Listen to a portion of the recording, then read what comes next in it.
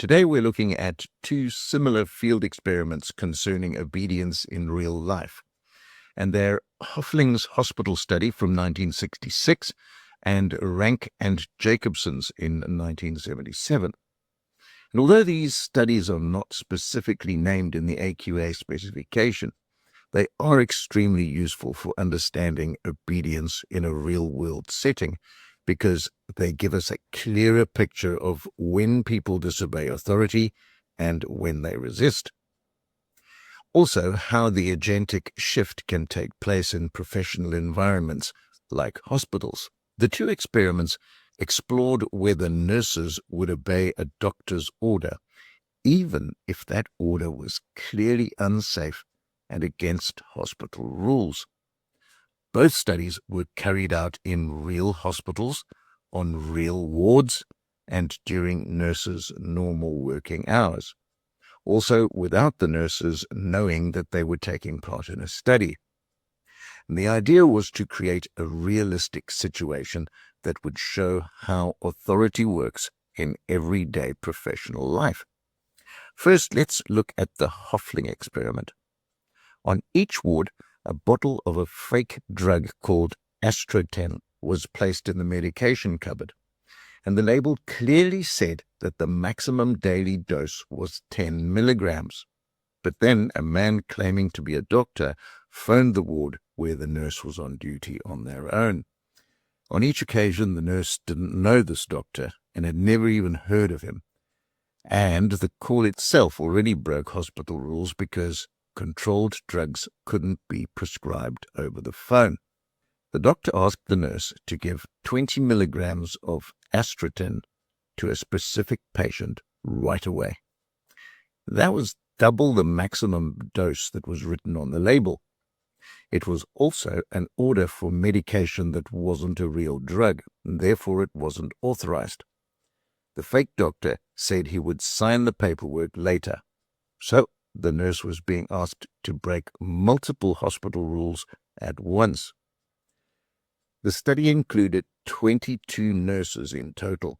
An observer was present to see what they did on each occasion, and the result shocked everyone. 21 out of the 22 nurses obeyed. They were prepared to give the drug just because someone they thought was a doctor had ordered it over the phone. They ignored the rules, the dosage limit, their training, and their duty to protect patients. The other study we're looking at takes us forward to 1977, when Rank and Jacobson visited the question of obedience in hospitals. But this time, they made the conditions a little more realistic. Instead of an unfamiliar drug, they chose Valium, a medication nurses already knew well. And they also let the nurses work in the normal presence of colleagues rather than on their own.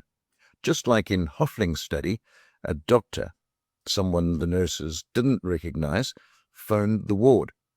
He gave instructions to give a patient 20 milligrams of Valium, and this was double the maximum safe dose. But again, the doctor asked for it to be done immediately.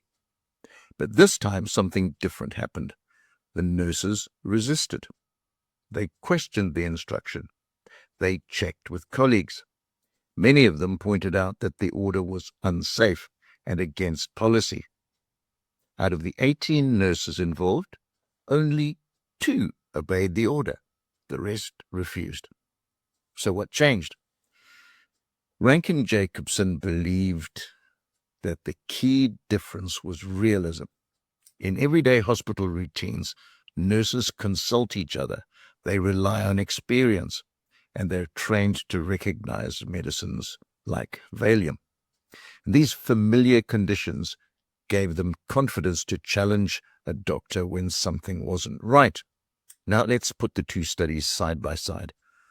Hofling's experiment created a high-pressure situation, an unfamiliar drug, a phone order, and an isolated nurse.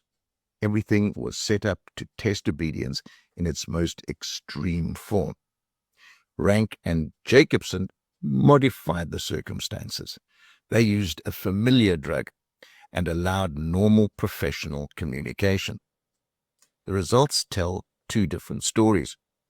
Hofling showed how powerful authority can be when nurses face pressure alone or when they're unsure of themselves, like not knowing what astroten was. Rank and Jacobson showed that obedience drops dramatically when nurses are supported, familiar with the medication that they're being asked to administer, and able to question instructions. Together, the studies teach an important lesson. Obedience isn't just about the person giving orders, it's also about the structure around the people receiving the instructions. Being easily able to communicate with other professionals and having knowledge makes a huge difference.